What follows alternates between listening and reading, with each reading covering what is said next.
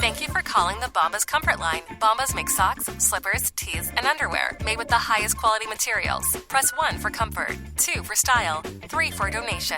You chose style. Bombas has styles for whatever you enjoy. You can run in Bombas, lounge in Bombas, dress them up, dress them down, but always give back in Bombas. Because with every item purchased, another is donated. Bombas, comfort worth calling for. Go to bombas.com/audio and use code AUDIO for 20% off your first purchase. That's BOMBAS.com and use code AUDIO. What is up, Buffalo Fanatics?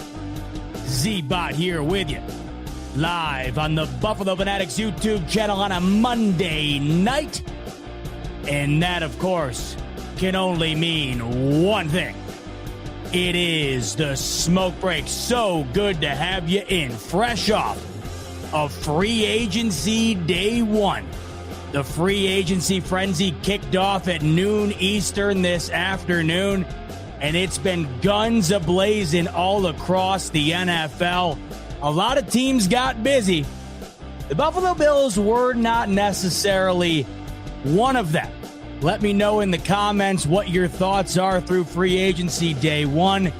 The Bills make 2 additions and have a couple of subtractions, but the main storylines have been coming from teams outside of one Bills drive, making big moves all across the NFL. We've seen some big names go to new homes.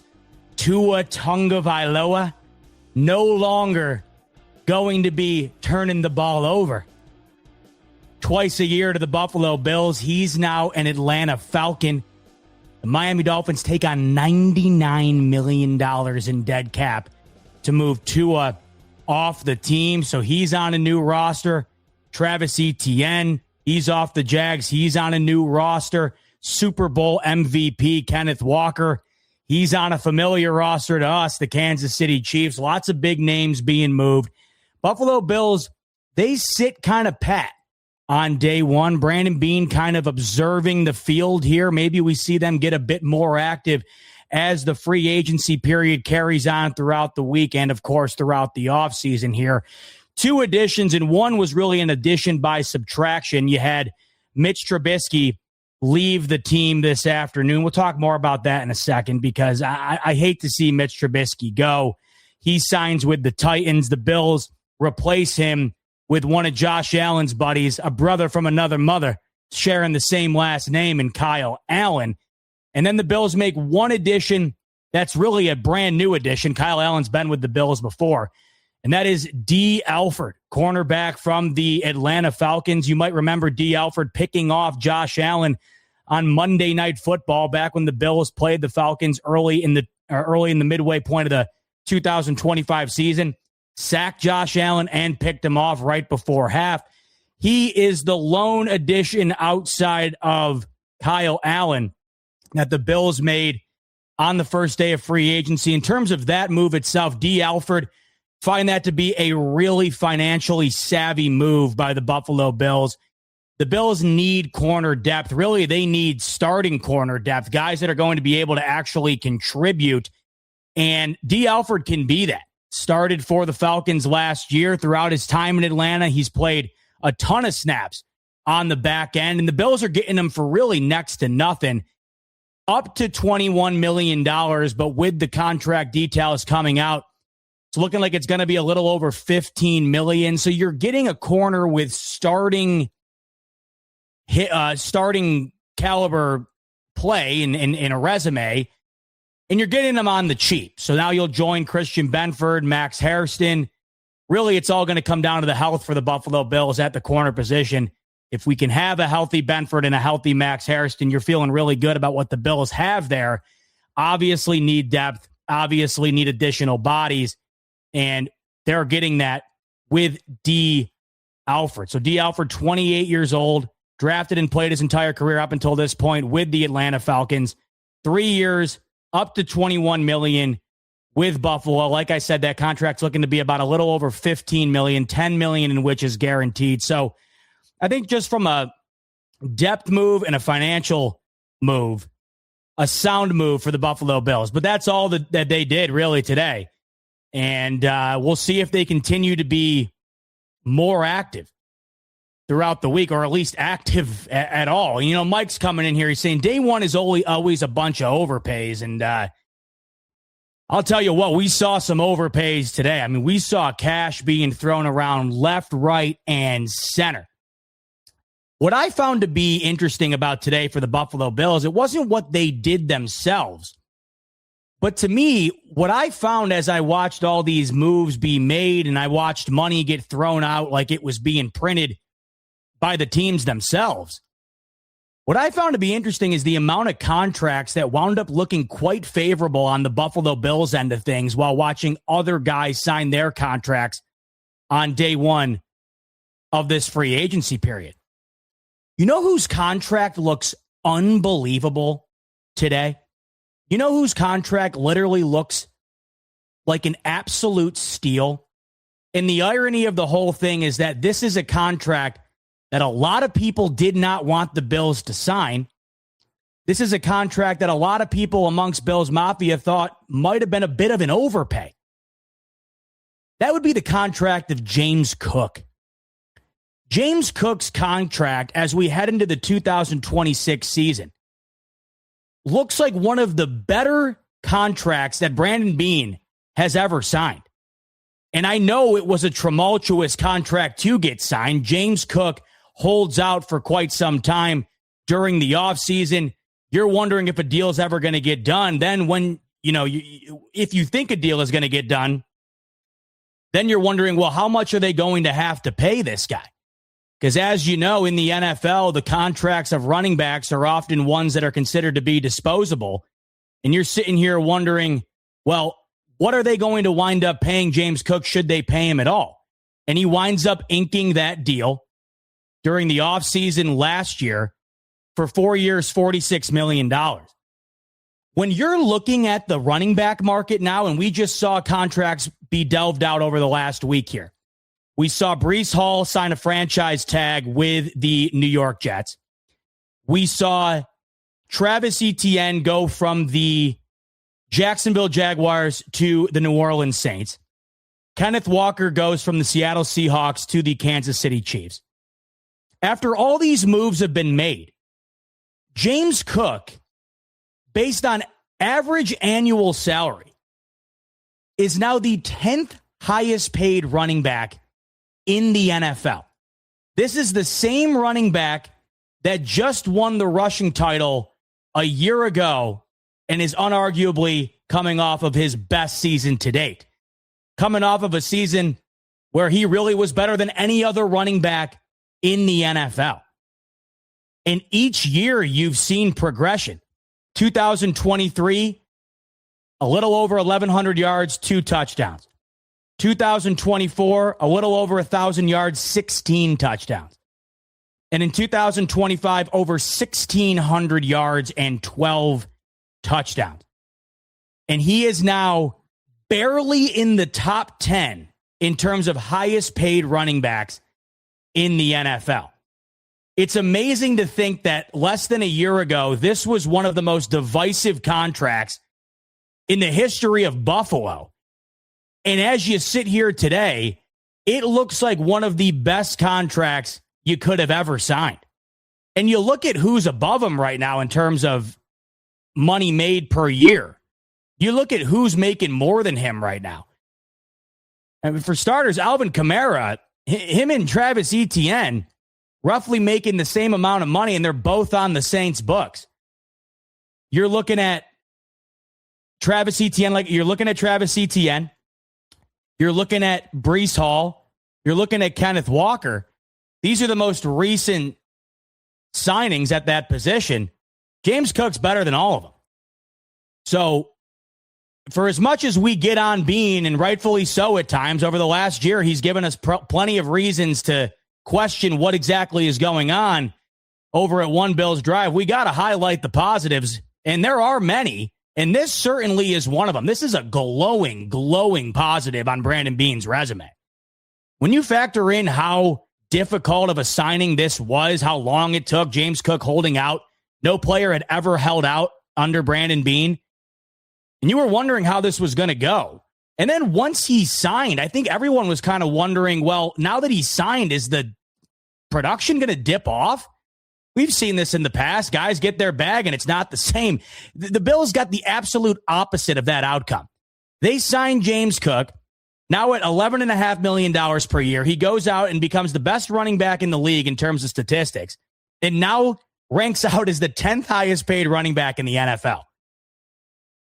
You know, if you have a resume that you have to submit throughout your tenure to show what you did right in your job, I got a feeling that the James Cook contract would be at the top of the list on Brandon Beane's resume, right underneath drafting Josh Allen. Because it just does not get better in terms of value than what they're getting out of James Cook right now. And those numbers are only going to get more inflated, I'd imagine. James Cook's under a 4-year deal. We're only 1 year into it. You're already now seeing 3 new running backs rise above him on that list. By the time James Cook's up for another contract, I wouldn't be shocked if he's middle of the pack in terms of average annual salary. So I found that to be interesting. Now, speaking of those running backs, Travis Etienne, obviously the Bills go up against him in Jacksonville in the wild card round, a really solid running back, over 1,000 yards last year. No longer a problem for the Bills in the AFC. There's a new problem for the Bills, though, in the AFC, joining the running back room of the Kansas City Chiefs. Kenneth Walker, the Super Bowl MVP, will not be with the reigning champs in 2026. Instead, he'll be with the reigning champs of 3 years prior, the 3-time champs, with Patrick Mahomes and Andy Reid. The one thing that the Kansas City Chiefs throughout the dynasty have not had in terms of stability, reliability, is a ground game. And in 2025, that was never more apparent. The Chiefs had a non-existent run game in 2025, which was one of the elements that led to them having their worst year by far since Patrick Mahomes became the quarterback. They addressed that instantly.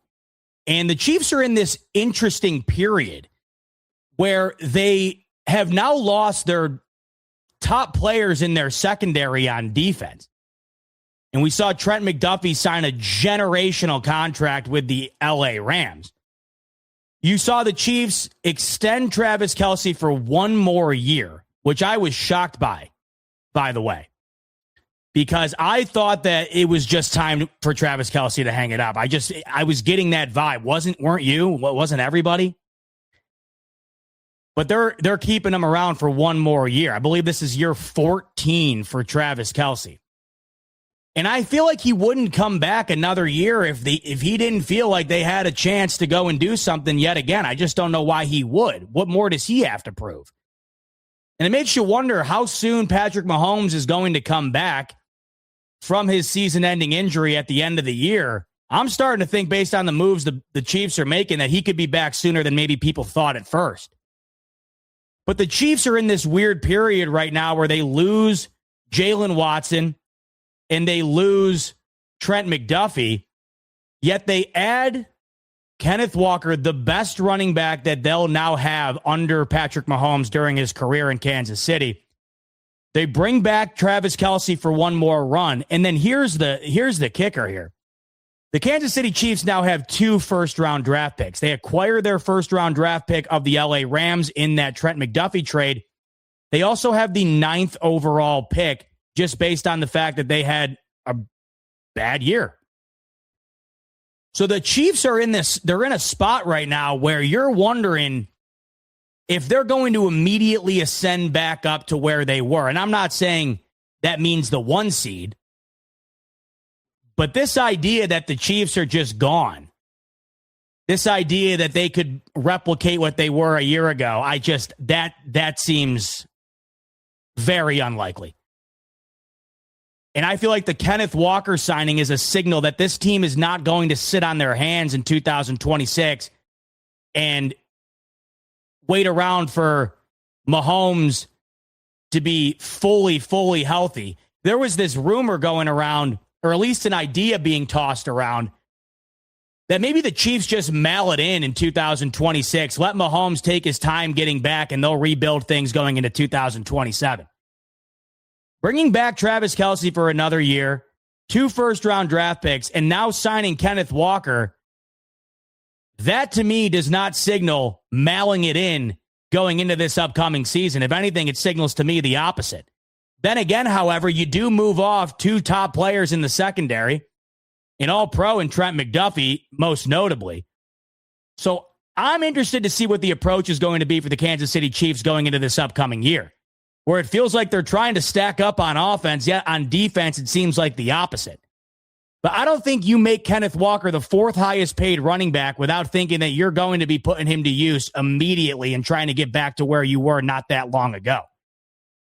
I think the Kenneth Walker addition to the Chiefs adds an element to that team that they really have not had during this period in which they've really ran things in the NFL.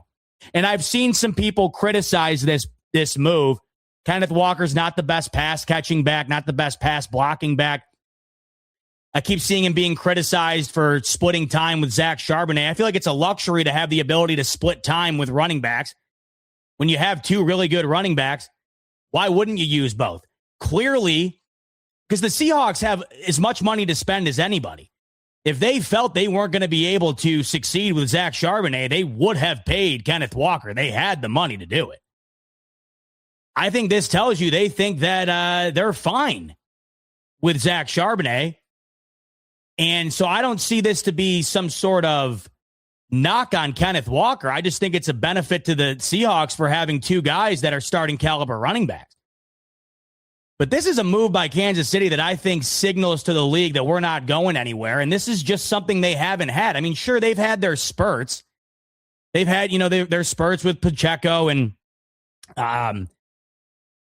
who am I missing? Pacheco probably had the one of their best years with Mahomes, right? He was just south of 1,000 yards, I believe, 1 year, a couple of years back with the Chiefs, but they haven't had a 1,000-yard rusher since Patrick Mahomes has been the starting quarterback. So Kenneth Walker instantly becomes the best running back that the Chiefs have had. And I think that can't be overstated because it's just something that they haven't had. I'm just looking through here right now at what the production has been since Mahomes has taken over. And so I was right. So you had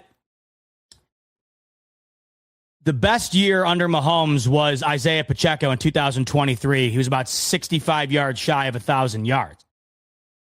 Had a good year from Clyde Edwards-Helaire a handful of years ago. Kareem Hunt, obviously, in the beginning of the Mahomes era. This is a different level, though.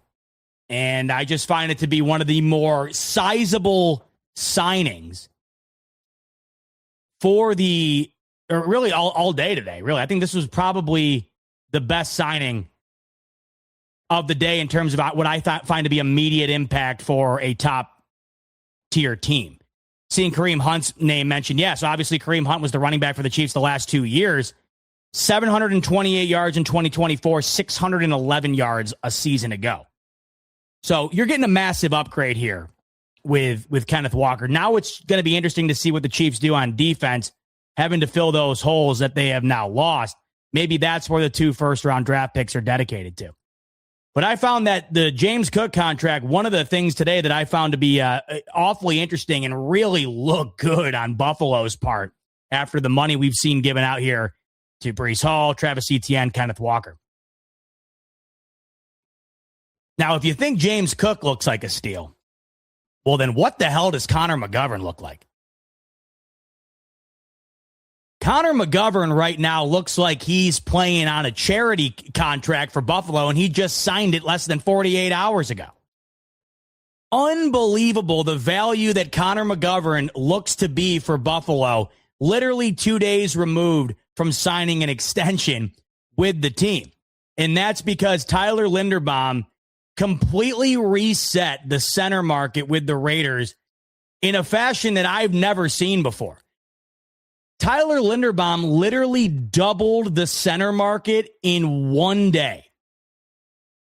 $27 million per year is what the Las Vegas Raiders just inked Tyler Linderbaum to. And Connor McGovern, just a couple of days ago, signs a contract with Buffalo for $13 million a year.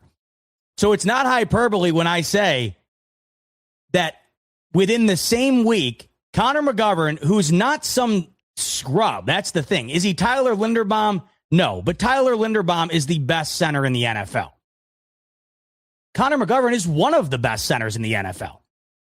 So you're getting one of the best centers in the NFL for less than half of the best center in the NFL. That's value to me. And I was starting to come around to this idea that the Bills were not going to be able to keep either David Edwards or Connor McGovern.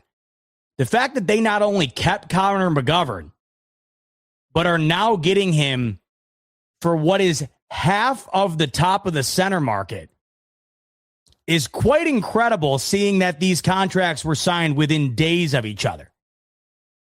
I have never seen a contract. I've never seen a player market get reset to this degree. You literally 2x'd the market with one player. A 50% increase with one single move. So now, even after the extension, Connor McGovern's the fourth highest paid center in the NFL. So just a few days ago, story comes out, Connor McGovern and the Bills hadn't even spoke. I think the logical conclusion was, well, he's going to be a high cap hit anyways, and there's going to be demand for him in free agency. The Bills are cap strapped. This is probably signaling that the Bills are not going to be able to retain Connor McGovern. And you go from that to keeping him and getting him for $13 million while Tyler Linderbaum signs with the Raiders for $27 million annually. So I thought, as I'm watching free agency unfold today and I see Linderbaum ink that deal, my immediate conclusion is, holy moly, does Connor McGovern not look like the biggest value of the week? And I'm so glad they were able to retain him. Unfortunately, they were not able to retain David Edwards, and we knew this was inevitable. In fact, it was starting to seem inevitable that the Bills weren't going to be able to retain either of these guys, Connor McGovern or David Edwards. And I'm just thrilled that they were able to keep one. Spoke about this with Rico on Sunday night. The continuity of the Buffalo Bills offensive line has resulted in that unit being one of the best on the team. It has resulted in that unit being one of the best in the NFL. They have had the same guys starting game in and game out on that offensive line, and that has resulted in them being one of the best units in the NFL, leading Josh Allen to an MVP, leading James Cook to a rushing title. And as you sat and thought about them potentially losing two cornerstone pieces of that unit, it was a troublesome thing to think about. And I do feel like it would have been noticeable at some point throughout the year, because I just don't think you can replace that good of a unit that quickly. When you have all the cogs in the machine that make that machine run as fluidly as the Bills' offensive line has, replacing two pieces in one offseason, that's a tall order. And it was really starting to think like it was starting to feel as though that was something the Bills were going to have to do. Luckily, they're only going to have to replace one. And I think that that's infinitely better than having to replace both. The Bills will have to replace David Edwards, who winds up signing with the Saints this afternoon in free agency. David Edwards signs a $52 million deal with the New Orleans Saints, which just kind of goes to show you the market that David Edwards had and the kind of money that he was commanding here. So, I read the wrong. I was reading Travis Etienne's deal with the Saints. My apologies. Actually, larger than that. The Saints signed David Edwards to a 4-year, $61 million deal. So David Edwards got paid, and he's going to New Orleans, where they're in the midst of that rebuild there with Tyler Shuck, looking to get him some much-needed protection, the young quarterback, and they get that with David Edwards. He'll also try to lead the way here for newly added Travis Etienne. Gonna miss David Edwards. Once again, you didn't want to lose anybody on this offensive line. There was no way the Bills were going to be able to pay both. Couldn't be more stoked that they were able to keep Connor McGovern. But you got to be happy for David Edwards to earn the amount of money that he did. It was just a situation where, I mean, obviously the Bills would have loved nothing more than to keep him, but $61 million over 4 years was something the Bills were not going to be able to pull off, especially if they wanted to keep Connor McGovern, and that's what they wound up choosing to do. They go with Connor McGovern, and I feel like that has to do with the fact that Connor McGovern's the center. I do think that the center kind of slightly outweighs the guard here, the relationship with Josh Allen. You've already had to replace one center in Josh Allen's career, Mitch Morse, when he left for Jacksonville and then retired. You also got a better deal with Connor McGovern, too. So you had 4 years, $61 million for David Edwards in New Orleans, 4 years, $52 million for Connor McGovern in Buffalo.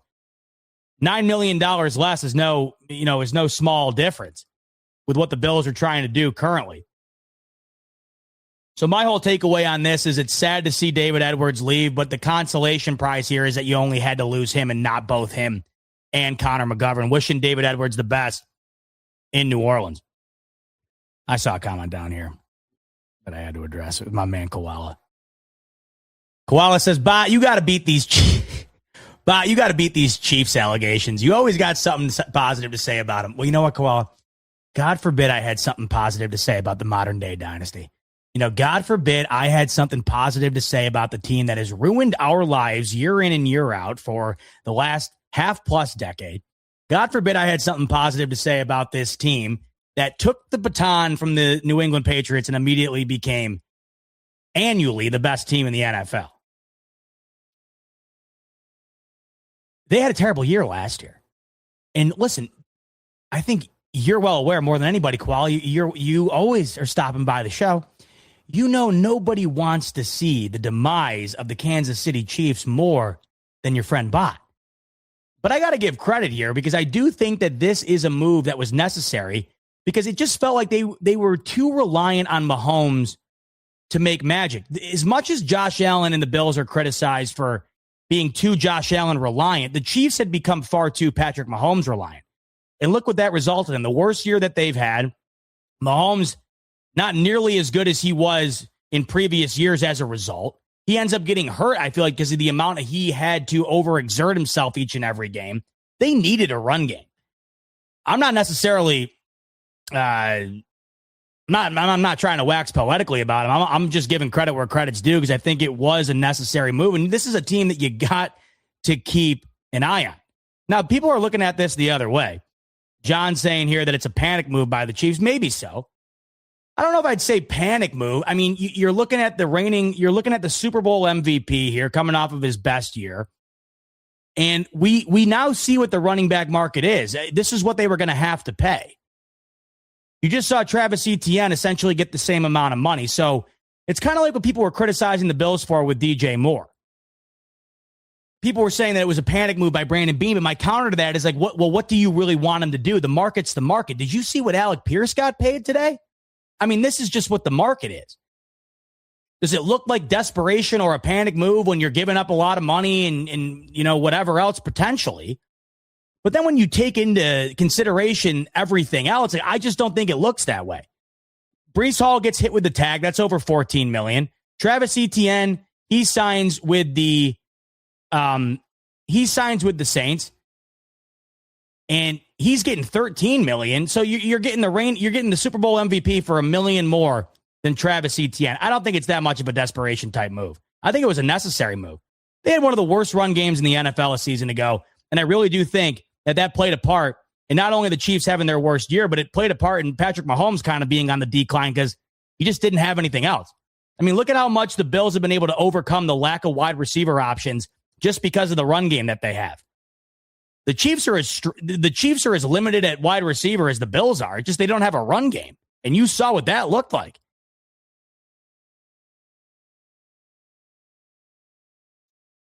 So the question is Kenneth Walker going to be able to repeat what he did last year? That's the question. So let's talk about, speaking of wide receiver rooms, one more move that I think looks really good on the part of the Buffalo Bills after day one of free agency is the DJ Moore trade. So you saw some wide receivers on the move today. Let's talk about the most notable. You see Alec Pierce Hold on 1 second. Zoe's crying. I got to go check on her real quick. I got to see where Caroline is. Give me 1 second.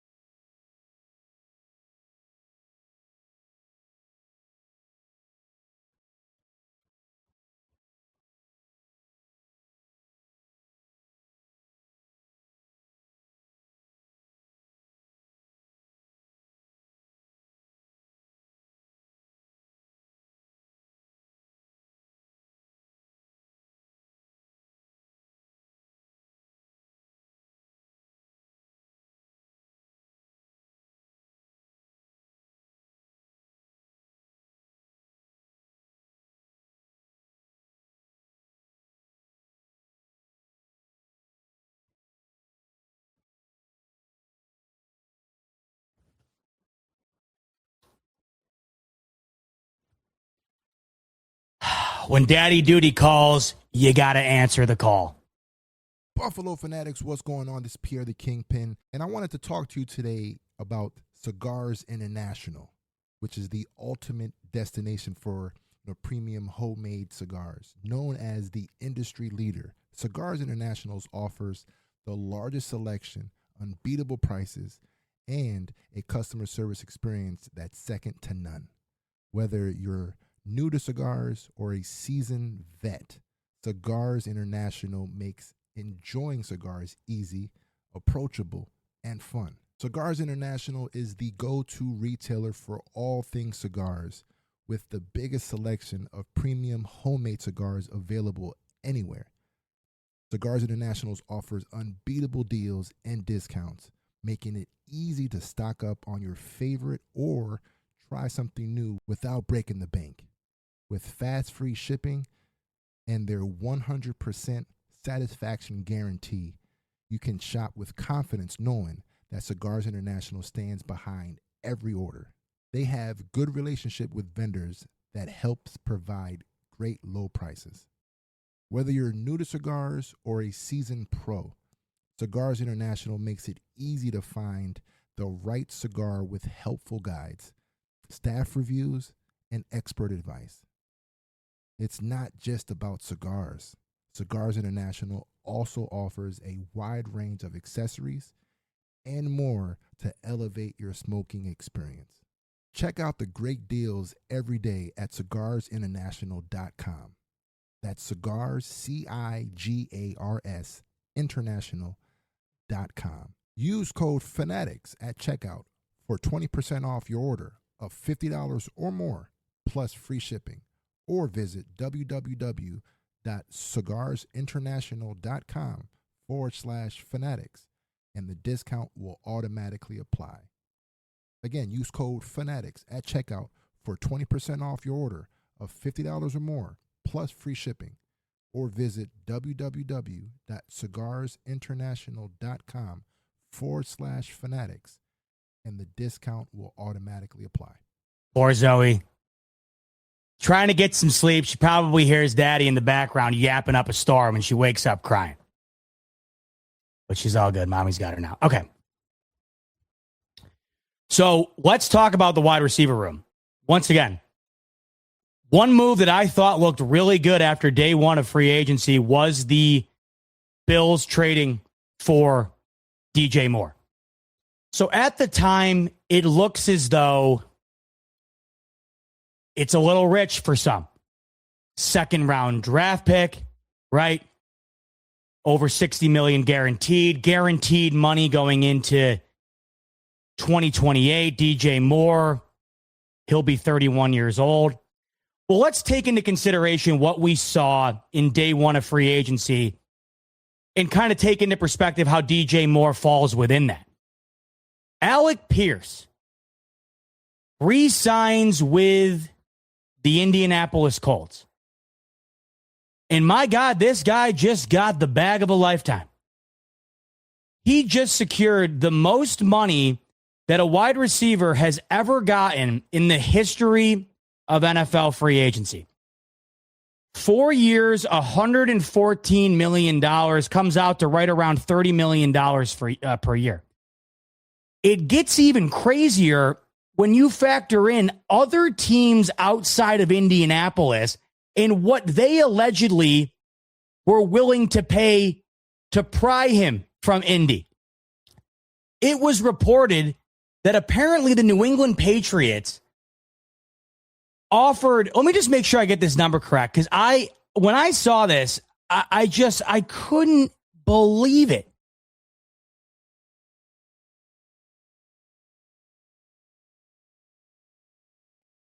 So, yeah. The Patriots reported, this is according to Evan Knows Ball. Now, I could be getting sent out here. Yep. Never mind. You know what? At least I caught myself midway through. And that's worth something. This is why I said, let me check the number first. And I'm glad I said that. Because I almost just got sent out by Evan Knows Ball. Because Evan Knows Ball said the Patriots reportedly offered 4 years, $150 million to Alec Pierce. And when I read that, and by the way, these troll accounts are getting really good because they're paying for the blue check mark, and every single one of them now has a guy as they're in their profile picture with a suit and tie on. I should have known better because the guy with the suit and tie on in the guy's profile picture is Daniel Jones. So that should have been a hint that Evan Knows Ball was a parody account. And then you go to the bio of Evan Knows Ball, and there it is, parody.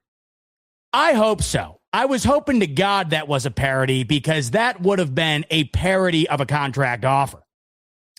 It was rumored, however, that Alec Pierce did have higher offerings than Indianapolis wound up giving to him, but he wanted to stay in Indy. I doubt it was 4 years, $150 million, like my man Evan Knows Ball was trying to tell me.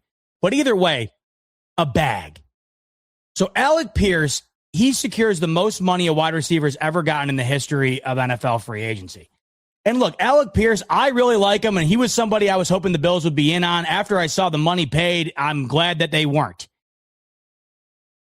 This is a guy that's on the rise. He had over 1,000 yards receiving on just 47 catches.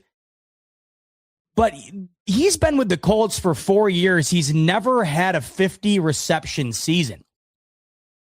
They moved off of Michael Pittman, the Colts did, and they give Alec Pierce nearly $30 million a year. They're making a big bet that Alec Pierce is going to wind up being one of the league's best receivers. Because you don't move off Pittman and you don't pay him the amount of money they just did if you think otherwise. So that was a guy that I think a lot of people, including myself, wanted the Bills to take a look at. You're looking at it today and you're saying, yeah, I'm fine with the fact that the Bills and Brandon Beane didn't try to pony up over $30 million to pry Alec Pierce from Indianapolis. So that's one wide receiver on the move today. So this is where I find this whole situation interesting. Because you had the Bills move for trade, you had the Bills move on DJ Moore, then you got Alec Pierce. So Alec Pierce, he ends up getting nearly $30 million. He's 25 years of age. Okay. So he gets the high end of the free agency bag at 25 years old.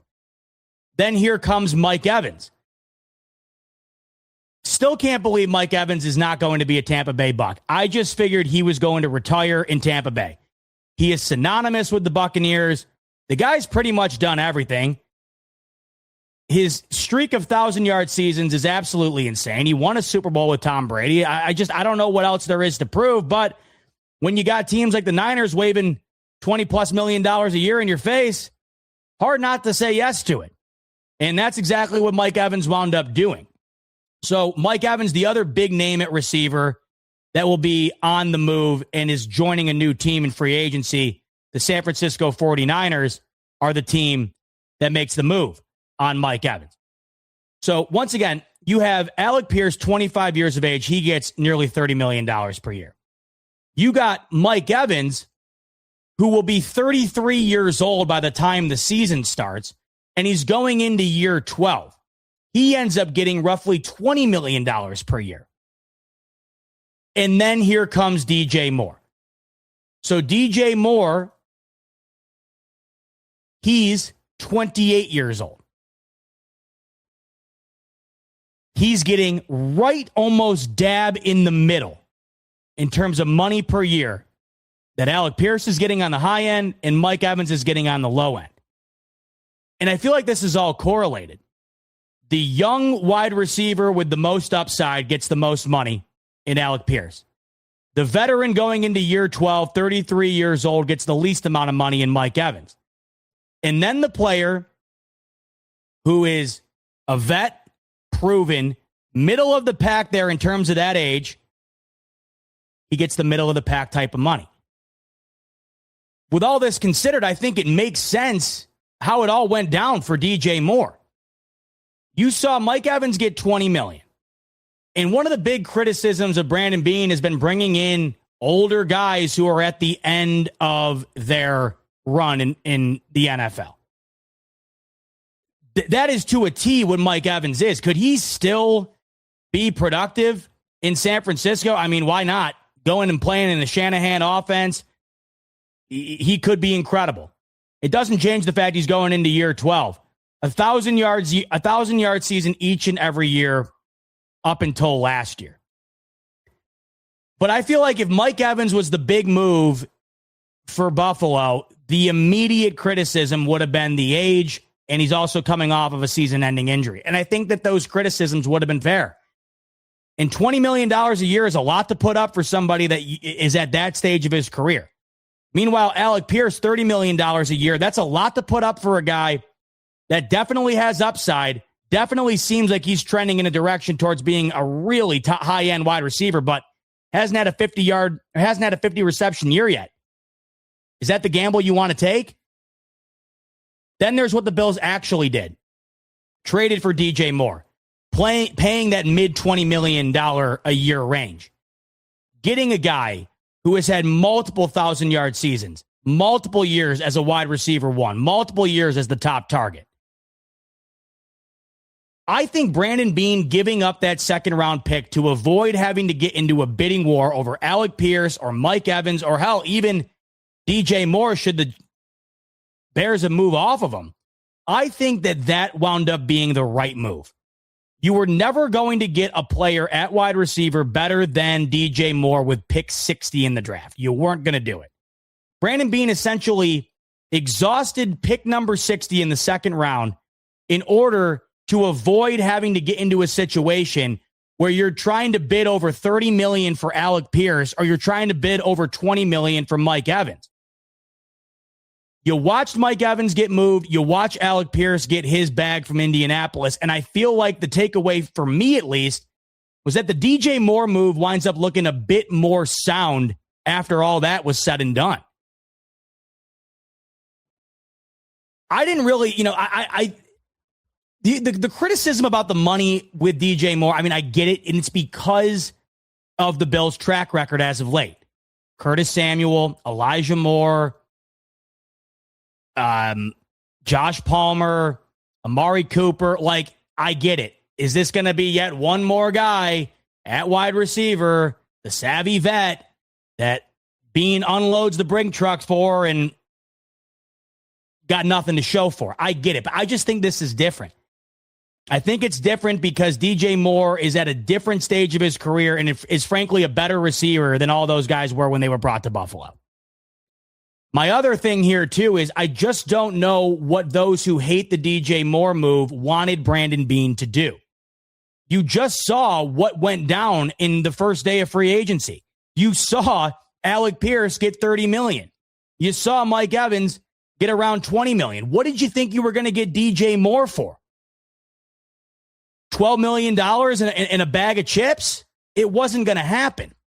And everybody knew that the Buffalo Bills were going to be desperately in need of a wide receiver this offseason. No one was cutting the Bills any favors. No one was going to be giving the Bills any discount because they knew they were going to have to come to the table and pay up if they wanted to get what they desperately needed. So I think all told, when you factor in that everybody knew that the Bills needed a receiver, you factor in what other guys this free agency period have gotten, I think this winds up looking like a really logical and really the correct move all the way through for Buffalo. Now, like any move, like any of these moves, if it doesn't work out on the field, then they're all going to look bad. It wouldn't matter who you get. The one thing you need to understand, though, is that the Bills were going to have to pay $20+ million to just about anybody worth a damn if they wanted them to be a Buffalo Bill, if they wanted them to be wearing a Bills uniform at wide receiver in 2026. That was inevitable. Unless you wanted to go and have your big move be Rashid Shaheed and that be that and pay $17 million a year for a guy that I don't think anybody would agree to be a wide receiver one, a top end, take the top off the defense wide receiver. I mean, that was what you were going to have to do if you wanted to essentially shop once again in the bargain bin. I would have loved to have had Rashid alongside a DJ Moore, but he ends up staying in Seattle. This is where Romeo Doubs comes into play. I'm shocked he survived day one. Now I'm wondering, well, is the market for Romeo Doubs as high as maybe it first seemed before free agency started? And if not, could Beane pursue that? Could he pursue that? Because I said, and I still believe this, the DJ Moore move to me, rock solid. But it goes a letter grade up with an additional wide receiver added alongside of him. Whether that be free agency, trade, or the draft. And I'm talking high end on the draft. First round. A day 2 wide receiver, day 3 wide receiver. That isn't moving the needle. That isn't going to be a guy that comes in and instantly revolutionizes the wide receiver room alongside DJ Moore. It would have to be the first round. But my main takeaway from day one of the 2026 free agency period was the moves the Bills have made as of late wound up looking pretty good. James Cook, less than a year ago, that move looks unbelievable right now. Connor McGovern, that's looking like a steal. And DJ Moore, I think it's not like they got DJ Moore for a steal, by the way. I don't think this makes us seem like, oh, well, they really robbed DJ Moore. No. I think it just looks like a good move. Not every move is going to be a highway robbery where you're like, oh my God, Brandon Beane. I mean, what did you kidnap him and force him to take this deal? Like, not every move is going to be able to come across that way. And sometimes you're going to have to go a little bit over what you're willing to do. And I think maybe they did that, but then again, maybe they didn't. You could argue that they did because they relinquished the second round pick in order to get more. But I do think that trade was to avoid having to overspend today. And when you're looking at how everything's transpiring here, just to give you an example, like Justin Jefferson's making $35 million a year at wide receiver. You now have Alec Pierce making $5 million a year less. Like, is that what you wanted the Bills to do? And I guarantee you, if that's what they did, the criticism probably would have been twice as loud than it was when DJ Moore was signed. And you know I've been critical of Beane over the last year. This is a move where I feel like I think he got it right. We will find out if he completely nailed it. But I have a tough time thinking that DJ Moore doesn't immediately become an X factor for Buffalo. They're going to give him way too many targets. He's been healthy for the last 5 years straight. Hard to believe that he's not going to be a major impact.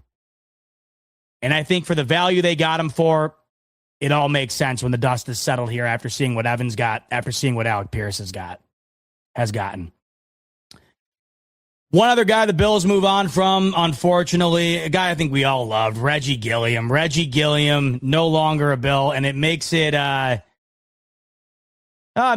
times worse when you see one of these guys you love go to the Patriots.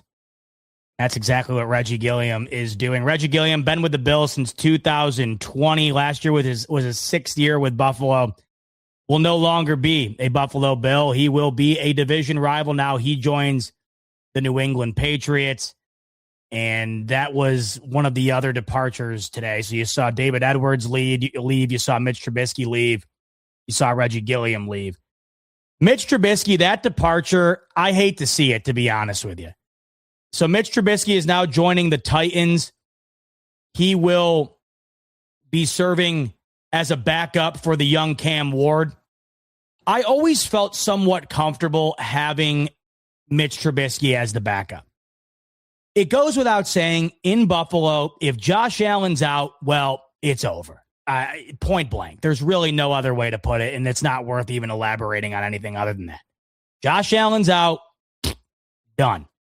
But with that said, I always felt that the Bills would still have a fighting chance to compete with Mitch Trubisky. His play style was about as similar to Josh Allen's as you'll find in the backup spot.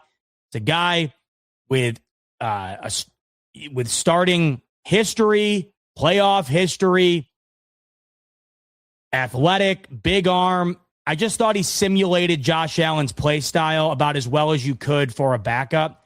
And I always felt somewhat comfortable in knowing, God forbid Josh Allen does go down, I feel like you do have one of the higher end backups that you could possibly have in the league. And Mitch Trubisky's been in that role in Buffalo for 3 of the last 5 years. And now it's going to be Kyle Allen. The silver lining here to me is that at the end of the day, no matter who it is, once again, if Josh Allen's got to be out for a considerable amount of time, just hang it up. But if it's for a game or two, I always felt the Bills could potentially get by for a game or two with Mitch Trubisky. Kyle Allen now back. He'll be serving in the immediate backup role right behind Josh Allen, I'm sure. I don't know how you guys feel. It's just with Mitch Trubisky, I always felt a bit more confident in having him than I ever felt about having anybody else. I was upset when he left for the Steelers for those couple years, and I was stoked to get him back when they did. The thing is just that having a really solid and dependable backup quarterback is a luxury. And when you're in the financial situation the Bills are in, you can't afford to have these luxuries that just eat away at your ability to take care of other pressing needs. And I think Mitch Trubisky was probably a luxury for Buffalo, having about as close to a Josh Allen-esque type player as you could have in the backup role. It's a luxury to have a guy like Mitch Trubisky at backup. And it's a luxury the Bills had to forego in order to take care of other needs this offseason. So Trubisky signs a 2-year deal with the Tennessee Titans. And looking at it here, seeing if the financials are out on this yet. Not seeing it out yet. I don't know if those have come out yet or not, but obviously it was more than the Bills were willing to do. I'm not seeing the money out on this yet. No, money's not out on that yet. But, you got to imagine it wasn't free, or else the Bills would have kept him. So, sure, that'll come out. Any other moves here since we've been on? Let's see. Anything? The question now is, what is Brandon Beane going to do? Really sat on his hands day one. I don't hate it. There was no move today that I looked at and I was like, man, I wish the Bills did that. Really, I mean, with them already taking care of DJ Moore, there wasn't anything today that hit me in an overwhelming way where I was like, wait, man, I wish the Bills would have done that exact same thing. I wonder now if Brandon Beane's kind of waiting in the weeds to see what value can rise to the top after teams have already gone out and kind of overextended on the guys that were towards the top of this list. There's no way he's done. And I'm wondering what the move is going to be if we see them get far more active in the coming days here. Are there possibilities still for trades? I feel like there should be. Darby's bringing up a good one. Edmonds winds up going to the New York Giants. I would have liked to have seen a reunion with Tremaine Edmonds. That would have been cool. But I'm going back here and looking. So Edmonds to New York, and that was for 3 years, $36 million, $23 million guaranteed. I wouldn't have hated that I really wouldn't have hated that. The Bills certainly need linebackers this offseason. Would have been cool to reunite with Tremaine Edmunds, especially because he's only 27. I mean, feels like he's been in the league forever. Really, he's been in the league as long as Josh Allen has. He's still only 27 years old. I would have liked to have seen it, but the Giants were able to get pen to paper with him. That's one I wouldn't have minded. I mean, obviously there's guys that you would have liked to have gotten. Reed Blankenship. Or not Reed Blankenship. Who the hell am I thinking of? Well, there were a couple of linebackers that ended up going to the Raiders. The Raiders actually spent some money today. You can tell the Raiders feel like they want to set up Fernando Mendoza right as soon as he gets drafted. They wind up going and getting two of the top linebackers in free agency, and they also get Tyler Linderbaum as well. And I was right. Yeah, I don't know why I had a brain fart there. Yeah, well, Reed Blankenship, I wouldn't have minded either. I would have liked to have gotten him from Philadelphia. He ends up going to the Houston Texans, I believe, on a 3-year deal. But the Bills still have lots of work to do. Linebacker, D front, obviously, secondary, and there's still going to need to be moves made at wide receiver. You cannot be done there. It could be in the draft. But once again, I feel like the only way that works is if you do it in the first round. Another linebacker off the board, by the way. As I just mentioned, the Bills are definitely in the linebacker market. One more just went off the board a minute ago. Ian Rappaport reports that Devin Lloyd, Pro Bowl linebacker from the Jags, is on the move to the Carolina Panthers. 3 years, $45 million. Linebackers have been on the move today. We've seen a bunch land contracts. Dre Greenlaw, that's somebody you're going to want to keep an eye on. Dre Greenlaw was released by the Denver Broncos. And we know now, obviously, that the Bills have a former Denver Bronco coach leading the charge of their defense. Jim Leonard, DC, from Denver. Could that relationship with Dre Greenlaw be rekindled? Would like to see that. That'd be a move I'd be in on. Because the Bills have got to get active at linebacker this offseason. And I don't know if you're going to be able to rely on a linebacker in the draft to be the guy that steps up and immediately assumes that role instantly. So I could see them go in that direction potentially as soon as tomorrow this week. But the names are getting crossed off the list pretty rapidly here. We just saw one more than the last minute here. So I'm hoping that the Bills get active this week at some point, and when they do, I'll be sure to hop on and talk with you about it.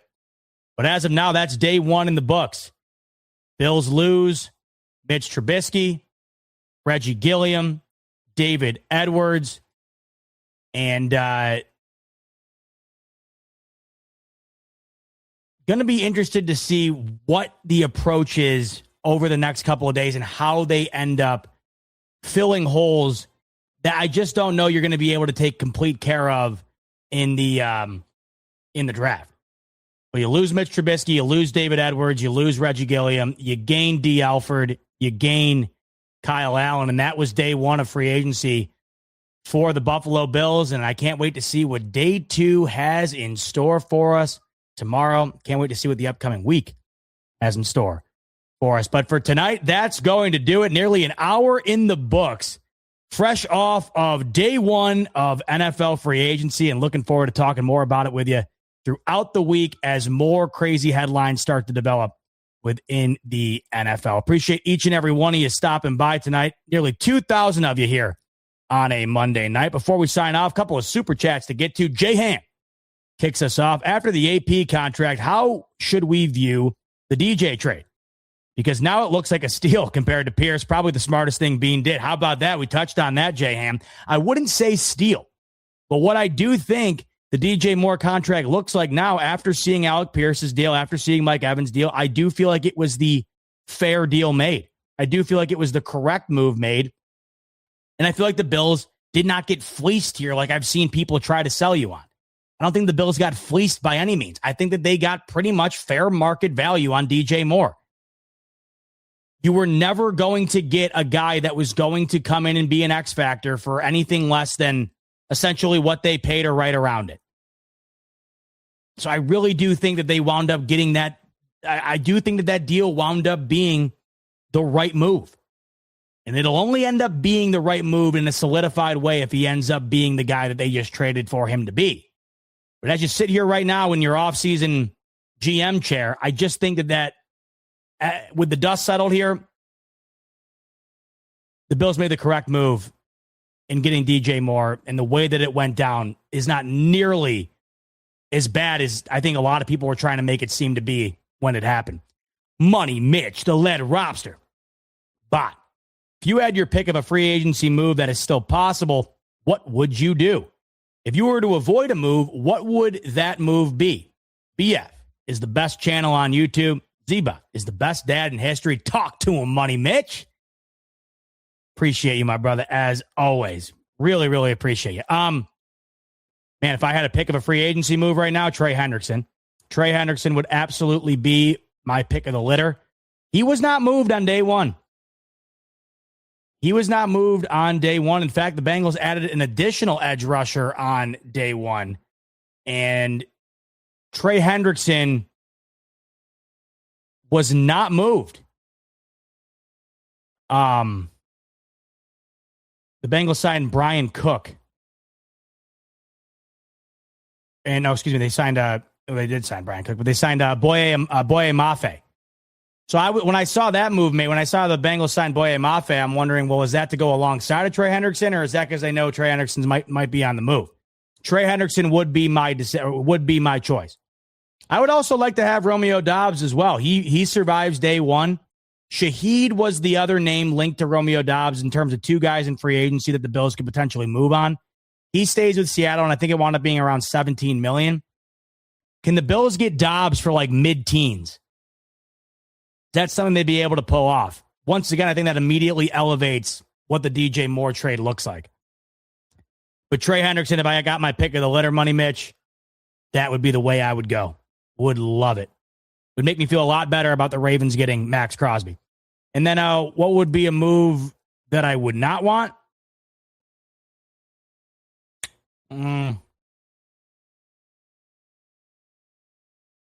Tyreek Hill. I don't want Tyreek Hill in Buffalo. Simple as that. Jay Ham in here again. By the way, Bot, I called it last week when the Moore trade happened. I said there would be a free agency signing that would make Bean look wiser than the rest.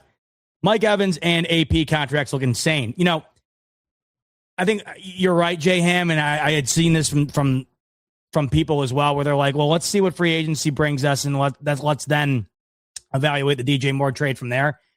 This was when it was rumored that Alec Pierce was going to get maybe $24 or $25 million. The fact that he ended up getting $30 million a year, and the fact that it was reported that there were other offers outside of Indy that were apparently more than that. Once again, the trade for DJ Moore looks like a very sound decision after day one of free agency. No question about it.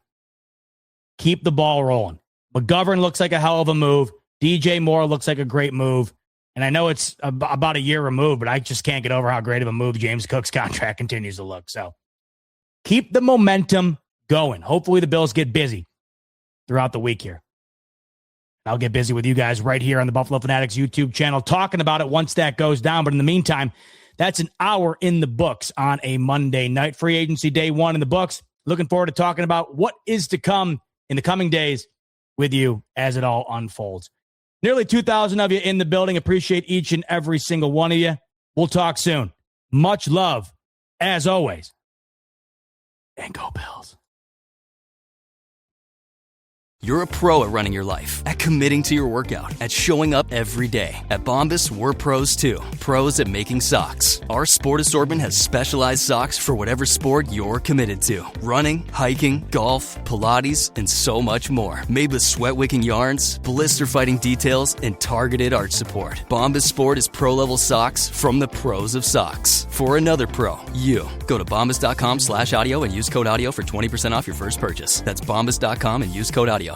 If you're a podcast host, listen up, this one's for you. My name is Allie Jackson. I'm the host of Finding Mr. Height, a dating and relationship podcast that I've been doing for 4 years now, sharing my positive and practical approach to dating that's built on my own life experience. And I wanted to share another experience that I've had, my secret behind monetizing my show. It's called Red Circle, and I was just telling my colleague about how much I love their platform. With Red Circle, not only am I getting a seamless hosting experience, but I also love the support I receive in ad sales. It's not just typical ad sales either. It's targeted opportunities based on my show and my life. And the platform is super simple. You just set your preferences and Red Circle matches you with sponsors that align with your show. You can vet every opportunity and their platform gives you great analytics. More recently too, my Red Circle team has brought me opportunities outside of my podcast on social media to really augment the podcast partnerships, bring them full circle. I just can't recommend them enough. If you want to give it a try, go to redcircle.com to get your free trial. That's redcircle.com for a free trial.